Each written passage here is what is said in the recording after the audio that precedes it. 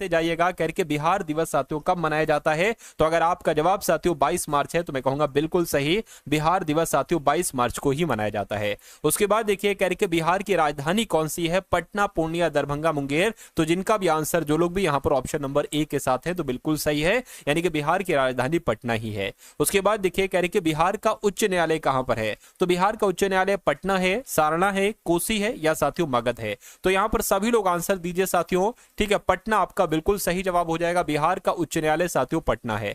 उसके बाद देखिए कह रहे कि बिहार का राजकीय भाषा क्या है, तो बिहार की राजकीय भाषा की अगर बात करें तो हिंदी उर्दू है, बिल्कुल सही साथियों, हिंदी और उर्दू ही ये बिहार की राजकीय भाषा है। नेक्स्ट नंबर का सवाल साथियों आपकी स्क्रीन पर है, देखिए और मुझे बताइए कि आपके सवाल का जवाब क्या होगा। कह रहे कि बिहार का राजकीय वृक्ष है साथियों, फटाफट देखिए जितने लोग भी यहां पर लाइव वॉच कर रहे हैं सभी लोग एक बार कमेंट में आंसर मुझे बता दीजिए। कह रहे कि बिहार का राजकीय वृक्ष अगर हम बात करते हैं तो पीपल है। जिनका भी आंसर, जो लोग भी यहां पर ऑप्शन नंबर बी के साथ हैं तो बिल्कुल सही है। चलिए यहां पर साथियों दीपू मेहता का, बीबा कुमारी का साथियों आंसर आ रहा है। उसके बाद देखिए बिहार का राजकीय पुष्प की अगर बात करें तो बिहार का राजकीय पुष्प साथियों पता क्या है, गेंदा है। क्या है साथियों, गेंदा जो है ना ये बिहार का राजकीय पुष्प है। उसके बाद देखिए अगला सवाल है आपकी स्क्रीन पर, कह रहे कि बिहार का राजकीय पशु क्या है। देखिए सब कुछ हम लोग कंप्लीट करेंगे, मैंने बिल्कुल आपको जीरो से उठाया है साथियों, और इस वीडियो में मैं आपको हीरो बना दूंगा, इसलिए आप बहुत ध्यान से इन सभी सवालों को साथियों देखते जाइए। तो अब आपके सामने साथियों जो सवाल आया है वो आपसे ये पूछा जा रहा है कि बिहार का राजकीय पशु क्या है। तो साथियों बिहार का राजकीय पशु की अगर हम बात करते हैं तो बैल आपका जवाब हो जाएगा। जो लोग भी यहां पर साथियों ऑप्शन नंबर बी के साथ हैं तो बिल्कुल करेक्ट है। मिस्टर राजू ओपी बता रहे हैं, बीबा कुमारी और साथियों लवर एंटरटेनमेंट, क्या मागिया लवर एंटरटेनमेंट आंसर बता रहे हैं। नेक्स्ट नंबर का सवाल है, कह रहे कि बिहार का राजकीय पक्षी, देखिए राजकीय पशु आपने देखा बैल, राजकीय पक्षी की अगर बात करें तो गौरैया आपका जवाब हो जाएगा। यानी कि अगर आपके एग्जाम में बिहार का राजकीय पक्षी पूछे तो गौरैया आपको बता देना है। उसके बाद देखिए कह रहे कि बिहार के प्रमंडल कितने हैं, तो बिहार के प्रमंडल की अगर साथियों बात करें तो 9 प्रमंडल हैं। कितने बिहार के प्रमंडल हैं, 9 प्रमंडल हैं, आंसर आपको ऑप्शन नंबर सी होगा। उसके बाद देखिए कह रहे कि बिहार में आखिर कितने जिले हैं मुझे बताइए, तो 32 जिले हैं, 34 जिले हैं, 36 जिले हैं या साथियों 38 जिले हैं। तो मैं कह सकता हूं 38 जिले हैं, राइट आंसर आपको ऑप्शन नंबर डी हो जाएगा। उसके बाद देखिए अगला सवाल कह रहे कि बिहार का अनुमंडल है, तो बिहार के कितने अनुमंडल हैं आपको मालूम होना चाहिए, आपको याद रखना चाहिए साथियों 101 है, ठीक है ना। 101 आपका राइट आंसर हो जाएगा। नवीन शेख का, मिस्टर राजू का, बीबा का, दीपू का, एंटरटेनमेंट का, सभी का आंसर, सोनम कुमारी का आंसर जा रहा भाई, बहुत बढ़िया, वेरी गुड क्लास। उसके बाद देखिए अगला सवाल कह रहे कि बिहार में विश्वविद्यालयों की संख्या कितनी है बताइए, यानी कि बिहार में कितने विश्वविद्यालय हैं, तो मैं कहूंगा 21 विश्वविद्यालय। कितने, 21 विश्वविद्यालय साथियों बिहार राज्य में। उसके बाद देखिए अगला सवाल आपकी स्क्रीन पर है और आपसे पूछा जा रहा है कि बिहार में सर्वाधिक जनसंख्या वाला जिला कौन सा है, फटाफट आप लोग मुझे बता दीजिए। तो सबसे ज्यादा जनसंख्या तो बिहार की राजधानी पटना में है। कहां पर है, बिहार की राजधानी पटना में साथियों सबसे ज्यादा जनसंख्या है, जिनका आंसर ऑप्शन नंबर सी है, तो बिल्कुल करेक्ट है। अगला सवाल आपकी स्क्रीन पर देखिए, आपने देखा सबसे ज्यादा जनसंख्या कहां की है, अब सबसे कम जनसंख्या कहां की है ये भी आप लोग एक बार कमेंट सेक्शन में बता दीजिए। मुंगेर की, शेखपुरा की, सीतामढ़ी की या खगड़िया की, तो शेखपुरा की जनसंख्या सबसे कम है पूरे बिहार में। उसके बाद देखिए कह रहे कि बिहार में सबसे कम लिंग अनुपात वाला जिला कौन सा है मुझे बताइए साथियों, सा है तो मैं कहूंगा मुंगेर आपका जवाब हो जाएगा। क्या साथियों, मुंगेर आपका जवाब हो जाएगा। उसके बाद देखिए कहा जा रहा है कि बिहार में सर्वाधिक लिंग अनुपात वाला जिला, तो सबसे कम लिंग अनुपात पूछे तो मुंगेर बताना, लेकिन अगर आपसे पूछ ले सबसे ज्यादा लिंग अनुपात किस जिले का है पूरे बिहार में तो गोपालगंज आपको बता देना है। कैसे साथियों, गोपालगंज आपके सवाल का बिल्कुल करेक्ट आंसर हो जाएगा। अब उसके बाद देखिए अगला सवाल कह रहे कि बिहार में सर्वाधिक साक्षरता वाला जिला कौन सा है मुझे बताइए, यानी कि सबसे ज्यादा पढ़े लिखे लोग होना चाहिए। देखिए सबसे ज्यादा साक्षरता वाला जिला भी देखेंगे और सबसे कम साक्षरता वाला जिला भी देखेंगे। तो सबसे ज्यादा साक्षरता वाला जिला की अगर आपसे पूछा जाए तो रोहतास आपको बता देना है, ठीक है ना। लेकिन अगर सबसे कम साक्षरता वाला जिला की अगर पूछा जाए तो गया बताओगे, पूर्णिया बताओगे, समस्तीपुर बताओगे, खगड़िया बताओगे, मैं कहूंगा पूर्णिया हो जाएगा। सबसे कम साक्षरता वाला जिला पूर्णिया और सबसे ज्यादा साक्षरता वाला जिला रोहतास। उसके बाद देखिए अगला सवाल आपकी स्क्रीन पर है, कह के बिहार में सर्वाधिक वर्षा कहां पर होती है साथियों मुझे बताइए। यहां पर साथियों आप सभी का आंसर आ रहा है, ठीक है, बहुत तेजी के साथ। हाँ बिल्कुल, मैं अदनान सरू, नवीन शेख कह रहे हैं, थोड़ा सा कमेंट ऊपर चला गया। यहाँ पर बीबा कुमारी का, दीपू का, कंचन का, राजू का, लवर एंटरटेनमेंट का, ठीक है, सभी का आंसर जा रहा है जो कि बिल्कुल करेक्ट है। अब उसके बाद देखिए कह रहे कि बिहार में सर्वाधिक वर्षा वाला जिला कौन सा है बताइए, यानी कि सबसे ज्यादा वर्षा कहां पर होती है, किशनगंज में, मुजफ्फरपुर में, सहरसा में या मधुबनी में। तो साथियों किशनगंज आपके सवाल का बिल्कुल करेक्ट आंसर हो जाएगा।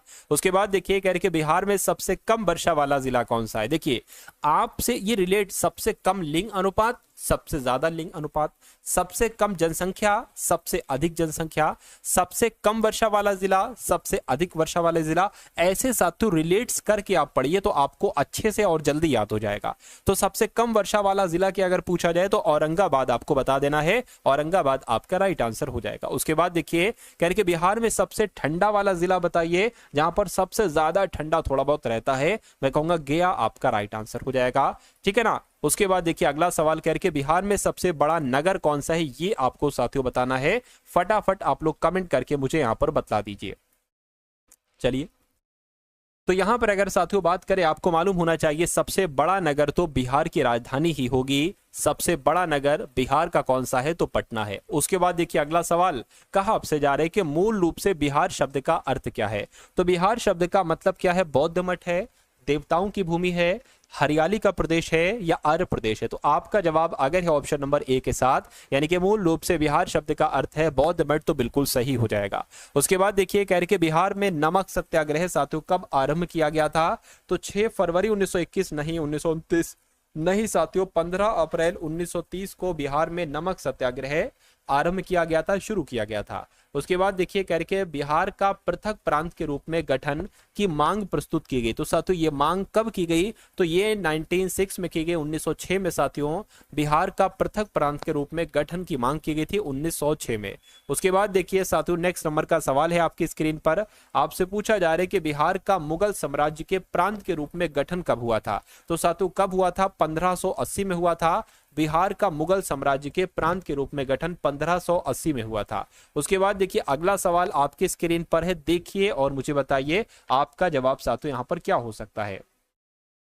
देखिए कह रहे कि बिहार विधानसभा में वर्तमान में कितने सदस्य हैं। तो मैं कहूंगा साथियों वर्तमान में 243 यानी कि 243 सदस्य हैं। सही जवाब आपका ऑप्शन नंबर बी हो जाएगा। साथियों अगर आप लोगों को मैं बता दूं, उसके बाद देखिए बिहार से लोकसभा के लिए कितने सदस्य चुने जाते हैं। तो कितने सदस्य चुने जाते हैं साथियों, 40 सदस्य चुने जाते हैं। बिहार से लोकसभा के लिए 40 सदस्य चुने जाते हैं। राइट आंसर आपका ऑप्शन नंबर डी हो जाएगा।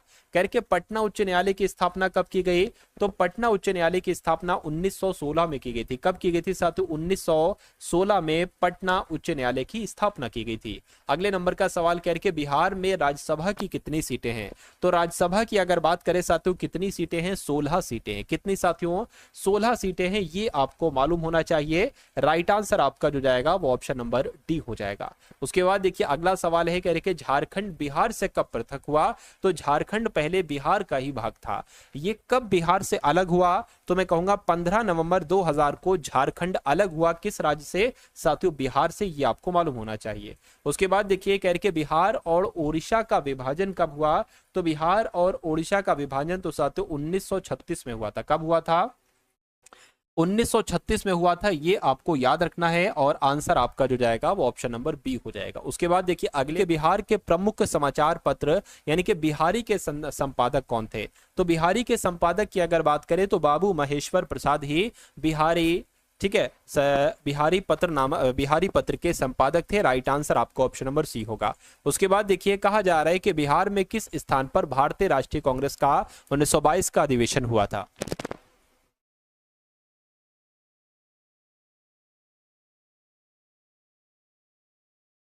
चलिए तो हरिपुर की अगर बात करें या साथियों यहां पर रामगढ़ की या गया की या पटना की, बताइए फटाफट साथियों आंसर आप लोग दे दीजिए।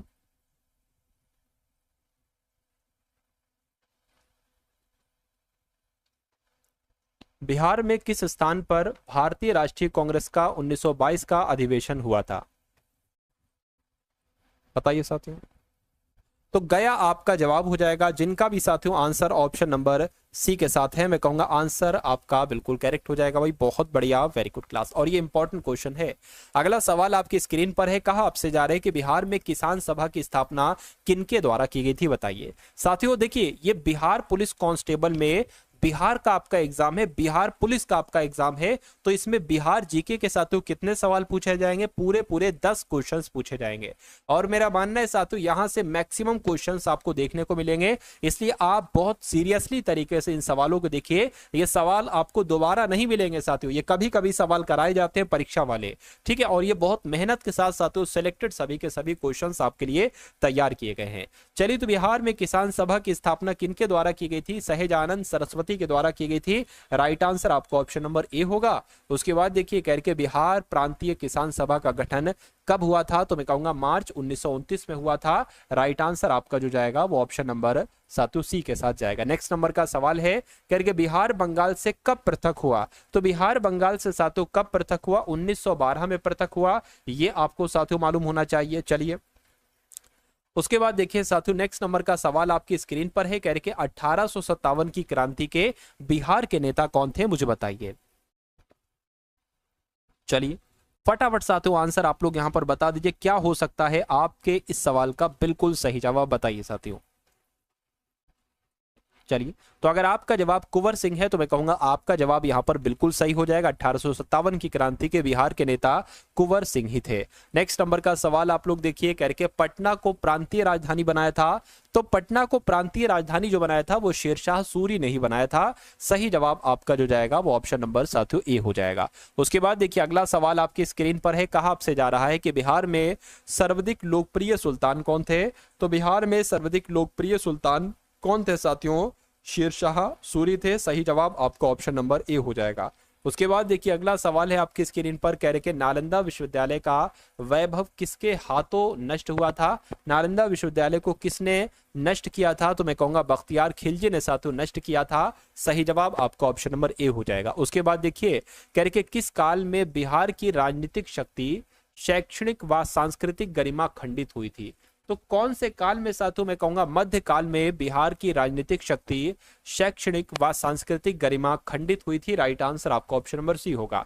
उसके बाद देखिए अगला सवाल है, कह रहे किस मुगल शासक ने सबसे पहले बिहार को अपने साम्राज्य में मिलाया था? तो मैं कह सकता हूं साथियों अकबर आपके सवाल का बिल्कुल सही जवाब हो जाएगा, यानी कि अकबर ने सबसे पहले बिहार को अपने साम्राज्य में मिलाया था। यह सवाल आपसे डिक्टो पूछा जाता है। चलिए, तो यहां पर अगर बात करें बीबा कुमारी का, दीपू का, रुडल का, मिस्टर राजू का, ठीक है, चिक्कू का, सभी का आंसर यहां पर जा रहा है जो कि बिल्कुल सही है। नवीन शेख का। चलिए उसके बाद देखिए अगले नंबर का सवाल है आपकी स्क्रीन पर, आपसे पूछा यह जा रहा है कि पाटलिपुत्र के संस्थापक कौन थे साथियों, बताइए। तो पाटलिपुत्र की अगर बात करें, पाटलिपुत्र के संस्थापक उदयन थे, अशोक थे या साथियों बिंबिसार थे? तो कौन थे साथियों? उदयन थे, ये आपको याद रखना चाहिए। राइट आंसर जिनका ऑप्शन नंबर ए के साथ है तो मैं कहूंगा बिल्कुल सही है भाई, बहुत बढ़िया, वेरी गुड क्लास। पाटलिपुत्र में स्थित चंद्रगुप्त का महल जो बना हुआ है वो क्या ईंटों का बना है, लकड़ी का बना है, मिट्टी का बना है या पत्थर का बना है? तो साथियों वो लकड़ी का बना है। किस चीज का बना है? पाटलिपुत्र में जो चंद्रगुप्त का महल है ये साथियों लकड़ी का बना है। राइट आंसर आपका ऑप्शन नंबर सी होगा। उसके बाद देखिए अगला सवाल, कहा जा रहा है कि पाटलिपुत्र में इनमें से किस शासक ने सबसे पहले अपनी राजधानी बनाई थी, बताइए। चंद्रगुप्त मौर्य ने, कनिष्क ने, अशोक महान ने? मैं कहूंगा चंद्रगुप्त मौर्य ने पाटलिपुत्र में सबसे पहले अपनी राजधानी बनाई थी, इसलिए राइट आंसर आपका जो जाना चाहिए वो ऑप्शन नंबर ए हो जाएगा। और जिनका आंसर ऑप्शन नंबर ए है तो बिल्कुल सही है। अगला सवाल करके बिहार में 1857 की क्रांति के नेता कुंवर सिंह का देहांत कब हुआ था? ये सवाल आपके एग्जाम में पूछा जाता है। तो साथियों 9 मई 1858 को, ठीक है, ये आपको याद रखना है। बिहार में 1857 की क्रांति के जो नेता थे कुंवर सिंह, इनका देहांत 1858 में हुआ था, 9 मई 1858 को। उसके बाद देखिए कहने के बिरसा मुंडा का कार्य क्षेत्र कौन सा है, बताइए। तो बिरसा मुंडा का कार्य क्षेत्र की अगर बात करें तो रांची है। क्या है साथियों? रांची बिरसा मुंडा का कार्य क्षेत्र है। और स्वामी सहजानंद सरस्वती का संबंध किससे है साथियों, बताइए। तो स्वामी सहजानंद सरस्वती का संबंध जनजातीय आंदोलन से नहीं, मजदूर नहीं साथियों, किसान आंदोलन से है। यानी कि बिहार के किसान आंदोलन के साथ साथियों कौन संबंधित है? स्वामी सहजानंद संबंधित हैं। उसके बाद देखिए अगला सवाल है, कह रहे कि चंद्रगुप्त मौर्य थे तो कौन थे साथियों? चंद्रगुप्त मौर्य के गुरु कौन थे आपसे पूछा जा रहा है। मैं कहूंगा चाणक्य जो थे ना, ये कौन थे? ये साथियों चंद्रगुप्त मौर्य के गुरु थे, उस्ताद थे। अगला सवाल करके बिहार में किसान आंदोलन के साथ जुड़े थे, कौन जुड़े थे साथियों, आपको मालूम होना चाहिए, डॉक्टर राजेंद्र प्रसाद भी जुड़े हुए थे, इसलिए सही जवाब आपका जो जाएगा वो ऑप्शन नंबर ए हो जाएगा। उसके बाद देखिए अगला सवाल, कांग्रेस सोशलिस्ट पार्टी की पहली बैठक साथियों हुई थी, कहां पर हुई थी, ये आपको यहां पर बताना है। दिल्ली में, लाहौर में, पटना में या साथियों नासिक में। आपको याद रखना है साथियों पटना में हुई थी, ठीक है ना। कांग्रेस सोशलिस्ट पार्टी की पहली बैठक जो हुई थी वो पटना में हुई थी। उसके बाद देखिए कह के श्री नरसिंह राव नारायण क्या थे, तो साथियों ये क्या ना, ये कौन थे, ये समाजवादी थे साथियों, कौन थे, ये एक समाजवादी थे। उसके बाद देखिए अगले नंबर का सवाल आपकी स्क्रीन पर है, कह रहे जयप्रकाश नारायण किस पार्टी से संबंधित थे, तो मैं कहूंगा ये कौन सी पार्टी से संबंधित है साथियों बताइए, तो ये समाजवादी पार्टी से संबंधित थे। सही जवाब अगर आपका है ऑप्शन नंबर सी के साथ तो बिल्कुल करेक्ट हो जाएगा भाई, बहुत बढ़िया, वेरी गुड क्लास। चलिए साथियों उसके बाद देखिए अब अगले नंबर का सवाल है, कहा आपसे जा रहा है कि रामचंद्र शर्मा किस गांव से थे, तो ये साथियों किस गांव से थे, तो मैं कहूंगा अमरोहा से थे। राइट आंसर आपका ऑप्शन नंबर सी होगा, अमरोहा लिखा हुआ है, ठीक है। जगत नारायण लाल को किस जेल में भेजा गया था, तो जगत नारायण लाल की अगर बात करें बांकीपुर जेल में साथियों उनको भेजा गया था, बांकीपुर जेल में। नेक्स्ट नंबर का सवाल है, कह के बिहार केसरी किसे संबोधित किया जाता है, यानी कि बिहार केसरी के नाम से किनको जाना जाता है, अनुग्रहण नारायण सिंह को नहीं, कर्पूरी ठाकुर को नहीं साथियों, श्री कृष्ण सिंह को, डॉक्टर श्री कृष्ण सिंह को ही बिहार केसरी के नाम से जाना जाता है। उसके बाद देखिए कह के किस देश की सीमा बिहार से जुड़ती है, मुझे बताइए, तो मैं कहूंगा साथियों जो नेपाल देश है इसकी सीमा बिहार देश के साथ जुड़ती है, ये आपको याद रखना है। राइट आंसर अगर आपका है ऑप्शन नंबर ए के साथ तो बिल्कुल सही हो जाएगा। अब उसके बाद देखिए साथियों अगले नंबर का सवाल है आपकी स्क्रीन पर, इस सवाल को साथियों देखिए और मुझे बताइए आपका जवाब यहां पर साथियों क्या हो सकता है। चलिए, पुराना बिहार का कितना प्रतिशत जमीन लेकर झारखंड राज्य बना, तो क्या आपका साथियों यहां पर जवाब हो सकता है, मुझे बताइए। चलिए, तो अगर आपका जवाब 45.85% है तो मैं कहूंगा आपका जवाब बिल्कुल सही हो जाएगा। नेक्स्ट नंबर का सवाल देखिए आपकी स्क्रीन पर है, कहा जा रहा है कि बिहार का शोक निम्नलिखित में से किस नदी को कहा जाता है, तो साथियों कोसी नदी को क्या बिहार का शोक कहा जाता है। राइट आंसर आपका ऑप्शन नंबर बी होगा। उसके बाद देखिए अगला सवाल है, कहा जा रहा है कि आम की वो प्रजाति जो केवल बिहार में ही साथियों उपजाई जाती है कौन सी है, तो दशहरी है, जर्दालू है, लंगड़ा है या सफेदा है, मैं कहूंगा सफेदा आपका बिल्कुल सही जवाब हो जाएगा। और जिनका भी आंसर ऑप्शन नंबर डी है तो बिल्कुल सही है भाई, बहुत बढ़िया, वेरी गुड क्लास। चलिए अब उसके बाद देखिए नेक्स्ट नंबर का सवाल साथियों, पूरे 100 सवाल देख लेंगे और 5-6 मिनट की बात है, ठीक है, 5-6 मिनट आप रुके रहिए, 100 सवालों तक का सफर आप लोग साथियों तैयार कर लीजिए। चलिए अब यहां पर अगर बात करते हैं साथियों नेक्स्ट नंबर के क्वेश्चन की,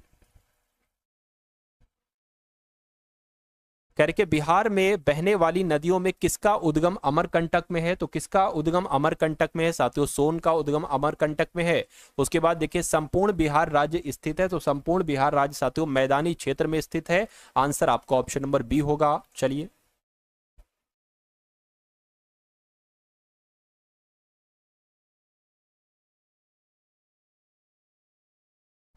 उसके बाद देखिए अगला सवाल कह रहे बिहार में तेल शोधक कारखाना है, तो कहां पर साथियों बिहार में तेल शोधक कारखाना, मैं कहूंगा बरौनी में है, बरौनी में है, इसलिए सही जवाब आपका ऑप्शन नंबर सी होगा। बिहार की कौन सी नदी पर बहुउद्देशीय परियोजना का निर्माण किया जाता है, तो किस नदी पर साथियों, कोसी नदी पर। आंसर आपका डी होगा। अगला देखिए किस फसल के उत्पादन में बिहार देश में अग्रणी है, तो मैं कहूंगा मखान के उत्पादन में बिहार देश में अग्रणी है। अगला देखिए बिहार में डालमिया नगर किसके लिए जाना जाता है, तो ये साथियों चमड़े के लिए जाना जाता है। सही जवाब आपका ऑप्शन नंबर सी हो जाएगा। उसके बाद देखिए कहा जा रहा है कि बिहार में कोयले का अनुमानित भंडार कितना है, तो 16 करोड़ टन साथियों ये बिहार में कोयले का अनुमानित भंडार है।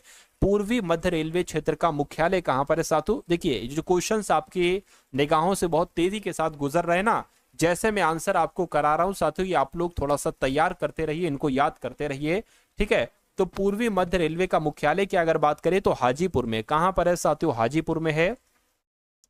यानी कि बिहार में केले का उत्पादन प्रसिद्ध क्षेत्र है, तो बिहार में केले का उत्पादन प्रसिद्ध क्षेत्र कौन सा है, तो हाजीपुर है। राइट आंसर आपका ऑप्शन नंबर बी हो जाएगा। 100 सवाल देखेंगे हम लोग। मखान की खेती के लिए देश का अग्रणी राज्य कौन सा है, तो अभी मैंने आपको बताया था बिहार साथियों सबसे ज्यादा उत्पादन करता है मखान की खेती का। ककोलत जलप्रपात बिहार के किस जिले में है, तो ये साथियों नवादा में है। कहां पर है साथियों, ये नवादा में है। उसके बाद देखिए निम्नलिखित में से कौन से शहर बिहार के सबसे पूर्वी भाग में स्थित है? तो सबसे पूर्वी भाग में बिहार का कटिहार जिला है। कौन सा जिला है साथियों? बिहार का कटिहार जिला है, ये आपको मालूम होना चाहिए। अगला देखिए कह रहे कि निम्नलिखित झीलों में से कौन सी बिहार में स्थित है? तो बिहार में साथियों अनुपम झील स्थित है। कौन सी झील स्थित है साथियों? अनुपम झील बिहार में ही स्थित है। और नालंदा विश्वविद्यालय किस लिए विश्व प्रसिद्ध है? तो ये तो साथियों बौद्ध धर्म के दर्शन के लिए जाना जाता है, बौद्ध धर्म के दर्शन के लिए जाना जाता है। आंसर आपका साथियों ऑप्शन नंबर सी हो जाएगा। उसके बाद देखिए कह रहे कि नालंदा विश्वविद्यालय के विनाश के कारण कौन थे? तो साथियों मुस्लिम लोग थे। आंसर आपका ऑप्शन नंबर ए हो जाएगा। अब यहां पर कुछ व्यक्ति विशेष की बात चल रही, पूरी कम्युनिटी की बात नहीं चल रही है, ठीक है। चलिए, बिहार आने वाला पहला अंग्रेज यात्री कौन था? तो साथियों कौन था? रॉल्फ फिश था। आंसर आपका ऑप्शन नंबर ए होगा। उसके बाद देखिए अंतिम मौर्य सम्राट कौन थे? तो अंतिम मौर्य सम्राट की अगर बात करें तो बृहदत्त ही साथियों अंतिम मौर्य सम्राट थे। आंसर आपका ऑप्शन नंबर बी हो जाएगा। नेक्स्ट नंबर का सवाल, गुप्त सम्राट जिसने हुणों को पराजित किया था उसका नाम क्या था? तो उसका नाम साथियों स्कंदगुप्त था। राइट आंसर आपका ऑप्शन नंबर ए हो जाएगा। उसके बाद देखिए कह के सम्राट अशोक के पिता कौन थे? तो सम्राट अशोक के पिता साथियों बिंदुसार थे। कौन थे? बिंदुसार ही सम्राट अशोक के पिता थे। अशोक के शिलालेखों में कौन सी भाषा प्रयुक्त की गई है? तो साथियों मैं कहूंगा पाली भाषा प्रयुक्त की गई है। आंसर आपका ऑप्शन नंबर ए होगा। अगला देखिए वह स्रोत जिसमें पाटलिपुत्र के प्रशासन का वर्ण उपलब्ध मिलता है, साथियों वो स्रोत कौन सा है? मैं कहूंगा इंडिका है। इंडिका में पाटलिपुत्र के प्रशासन के बारे में साथियों बताया गया है। अजात शत्रु के वंश का नाम क्या था? तो हर्यक वंश साथियों इसका नाम था। क्या अजात शत्रु के वंश का क्या नाम था? हर्यक वंश था। कह रहे कि अजात शत्रु किस राजा को पराजित नहीं कर सका? तो मैं कहूंगा अवंती को पराजित नहीं कर सका। आंसर आपका ऑप्शन नंबर ए होगा।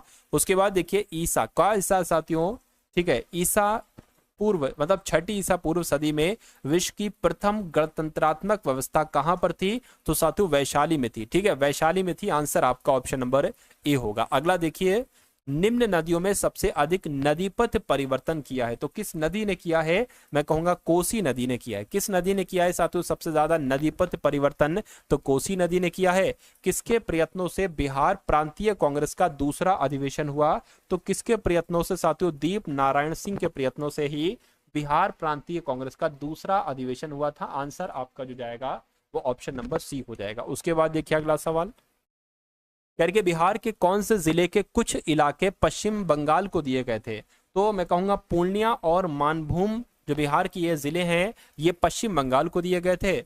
और स्वतंत्रता पूर्व बिहार में बड़े जमींदारों की राजनीतिक शक्ति बचाने का माध्यम था। तो क्या साथियों माध्यम था? आर्थिक स्थिति आपका राइट आंसर हो जाएगा।